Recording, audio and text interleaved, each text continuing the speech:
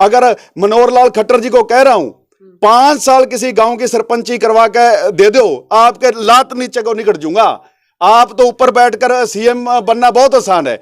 एक गांव की 5 साल तक सरपंची करके दिखा देना, 1 साल में मुद्दा मारेंगे लोग। मैं तो ये कहता हूं कि आप 2 लाख की जो पावर है वो भी मत दो सरपंचों को, ई टेंडरिंग करो। लेकिन वास्तव के अंदर अगर आप कुछ लगाने के लिए रख दिया, आता है अधिकारी और अपना सुलह सफाई में कहता है भाई आप मोहर लगा दो, सरपंच साहब यूं काम कर दिया, खाली ये कर रहे हो टेंडर टेंडर, सरपंच खा गए, सरपंच ये चाहते हैं। अब ये तो बताओ आपने ग्रांट कितनी दी 5 सालों में?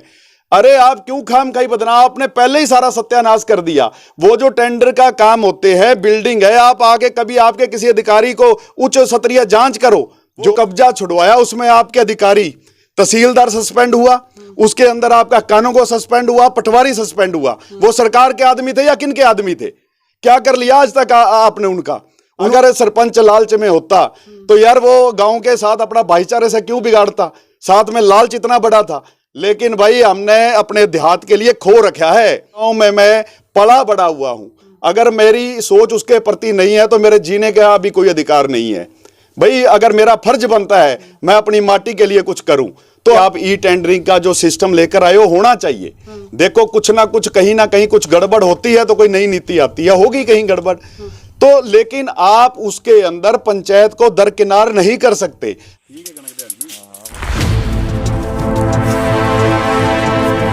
हमारे साथ हरियाणा के सबसे तेज बोलने वाले सरपंच हैं और चर्चा ये चल रही है कि सरपंच जो अपना आंदोलन छोड़कर अपने काम में लग गए हैं, और उनसे जानने के लिए आज हम उनके खेत में ही, जिस तरह से उनका खेत है ये देख सकते हैं आप, उनके खेत में ही पहुंचे हैं और आइए जानते हैं उनसे, जुड़ते हैं। क्या सरपंच साहब क्या कुछ कहना चाहेंगे? आंदोलन छोड़ दिया आपने? नहीं जी, आंदोलन को क्यों छोड़ेंगे? जो चीज़ हम अपने सच्चाई की लड़ाई लड़ रहे हैं उसको क्यों छोड़ेंगे? काम भी जरूरी है। आज होली और फाग के दिन सभी भाइयों ने ये सुनिश्चित किया था कि हम अपने घर पर रहेंगे और जो हमारे घर के पेंडिंग कार्य हैं या जो हमारे खेत खलिहान के कार्य हैं उन पर नज़र डालेंगे। इस वजह से मैं आज अपने खेत संभालने के लिए आया हुआ।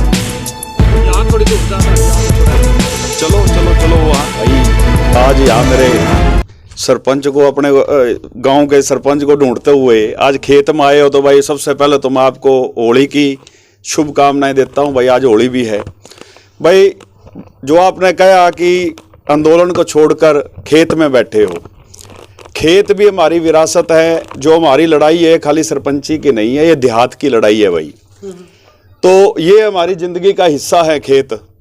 तो आज भाई इनकी देखभाल के लिए आज होली थी, मन में ये था भी अपने खेत खलिहान चेक करे जाए जाके, तो आज खेत में भाई इसीलिए बैठे थे यहाँ खेत में। खबरें न्यू भी मिल रही है कि भाई साहब छोड़ दिया आंदोलन, खेत में जाके काम करने लग गए। नहीं जी, ऐसा है, आंदोलन उसी तरह चल रहा है। 9 तारीख को जो सीएम साहब के साथ हमारे जो प्रदेश सत्र की कमेटी है उसकी मीटिंग है और हमें लग रहा है कि सरकार की तरफ से कोई सकारात्मक होगा। अगर मैं तो अपने ये सोच रहा हूँ भी सरकार को भी अब चाहिए, उसको अपनी हट छोड़ देनी चाहिए जो वो हट धर्मता अपना रही है। भाई ये सरपंच हैं जो विकास के लिए बने थे और अपने देहात के लिए बने थे, देहात की लड़ाई के लिए।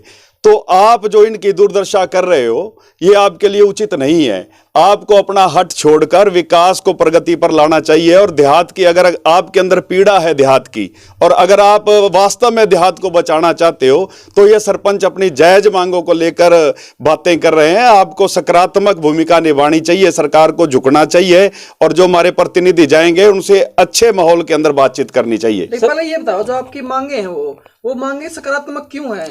देखो वो मैं आपको बताता हूं। जो सरकार है ना, ये खाम खाई के कुछ खबरें ऐसी या कुछ ऐसी क्लिपें डाल रही हैं कि सरपंच तो भाई ई टेंडरिंग का विरोध कर रहे हैं।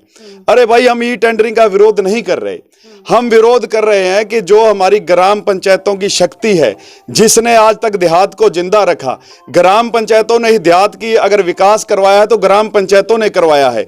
आप आज अगर ग्राम पंचायतों को एक किनारे पर रखकर और अपनी हट धर्मता से काम करना चाहते हो तो ऐसा नहीं चलेगा। आप ई टेंडरिंग करो। मैं तो ये कहता हूं कि आप 2 लाख की जो पावर है वो भी मत दो सरपंचों को, ई टेंडरिंग करो। लेकिन वास्तव के अंदर अगर आप कुछ करना चाहते हो, आपने पहले ही जो इतनी सारी ग्रांटें हैं, डी प्लान का काम है सरपंच को पता ही नहीं होता। कौन टेंडर कर रहा है, कैसे हो गया, मतलब खाली वो साथियों को मोहर लगाने के लिए रख दिया। आता है अधिकारी और अपना सुलह सफाई में कहता है भाई आप मोहर लगा दो, सरपंच साहब यूं काम कर दिया।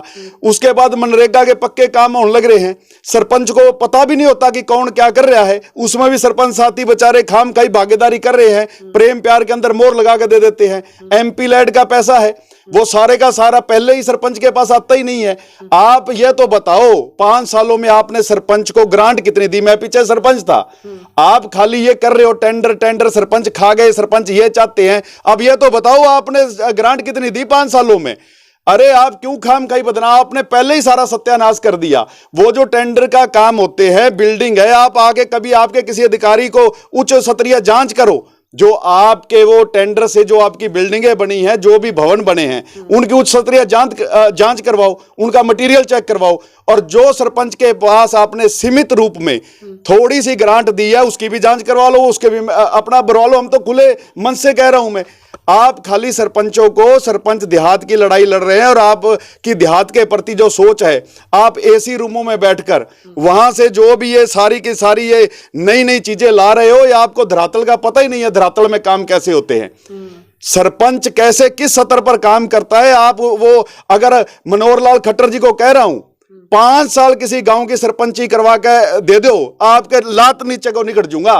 आप तो ऊपर बैठकर सीएम बनना बहुत आसान है। एक गांव की 5 साल तक सरपंची करके दिखा देना, 1 साल में मुद्दा मारेंगे लोग। भाई ये बहुत हमारे देहात ना, जो आपकी पिछली सरपंची थी, गांव के सारे लोग आपके खिलाफ हो गए थे, वो क्या चक्कर था? देखो मेरे गांव के अंदर 24 एकड़ जमीन थी मेरे गांव के अंदर, जो कि उस पे नजायज कब्जा था लोगों का, मेरे ही समाज का कब्जा था। मैंने अपने पूरे समाज के साथ टक्कर लेते हुए वो कब्जा छुड़वाया। उसमें आपके अधिकारी तहसीलदार सस्पेंड हुआ, उसके अंदर आपका कानून सस्पेंड हुआ, पटवारी सस्पेंड हुआ। वो सरकार के आदमी थे या किन के आदमी थे? क्या कर लिया आज तक आपने उनका? उन्होंने हमारी पंचायती जमीन का इंतकाल ही बदल दिया था।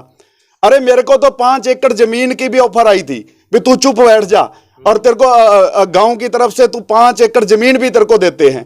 अरे हमने यार उस चीज के लिए, हम तो अपने विकास के लिए उठे हैं, हम किसी लालच के लिए नहीं उठे। मैंने पूरे गांव से एक समय में पूरे गांव से दुश्मनी मोल लेकर पंचायत की जमीन को बचाया 24 एकड़ को।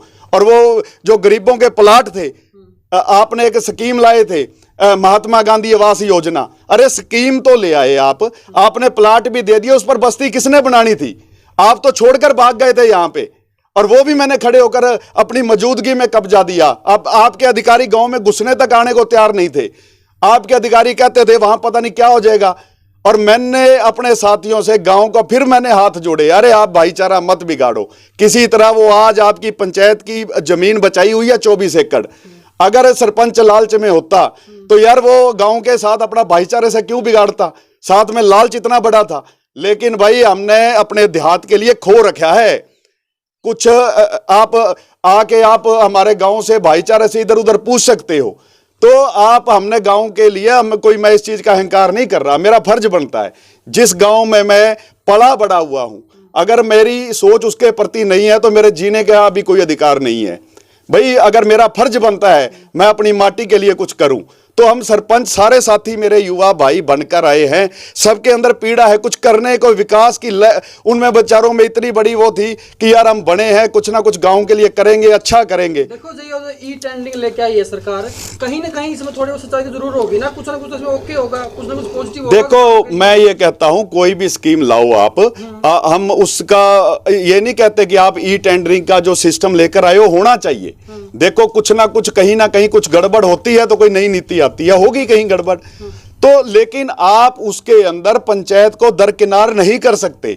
अगर वो पंचायत के पास उसको मतलब इतनी भी पावर नहीं है कि वो उसकी पेमेंट रोक नहीं सकता अगर गलत काम हो रहा है, और वही आपके अफसर उसकी पेमेंट कर देंगे, तो भाई वो मतलब कहां कुछ रह गया। अगर वो अफसर ही वो ही करवाने वाला है और वो ही पेमेंट करने वाला है, उसके ऊपर निगरानी खत्म कर रहे हो आप पंचायतों की। कह रहे हो कि 1 हफ्ते तक तो सरपंचों के पास पावर है, उसके बाद जेई एसडीओ या वगैरह किसके पास को थर्ड बॉडी है वो पेमेंट कर सकती है। तो मैं यही कह रहा हूं सरकार से, आप 2 लाख की भी लिमिट मत करो, सब कुछ टेंडर से कर दो, लेकिन उसकी जो नियम बनेंगे, आप टेंडर व्यवस्था है उसके अंदर समय समय पर पेमेंट के प्रावधान है।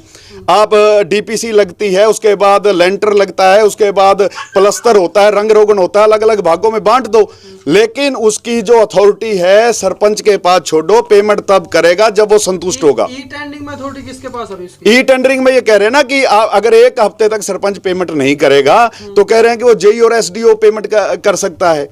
तो वो हमारे यहाँ से पावर, वो तो सरपंच की सुनेगा ही कैसे, वो मानेगा ही नहीं।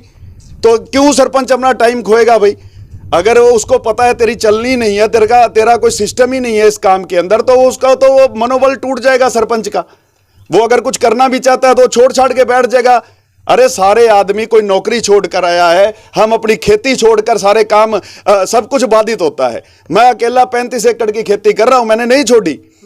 और यार घर में बीमार शिमार कोई, मैं अकेला व्यक्ति हूं, दोनों बेटे विदेश में है, पढ़ने के लिए गए हुए हैं, लेकिन विकास गांव के प्रति हमारी भावनाएं हैं, हम कुछ करना चाहते हैं भाई, अकेले होकर भी फिर भी लगे हुए हैं।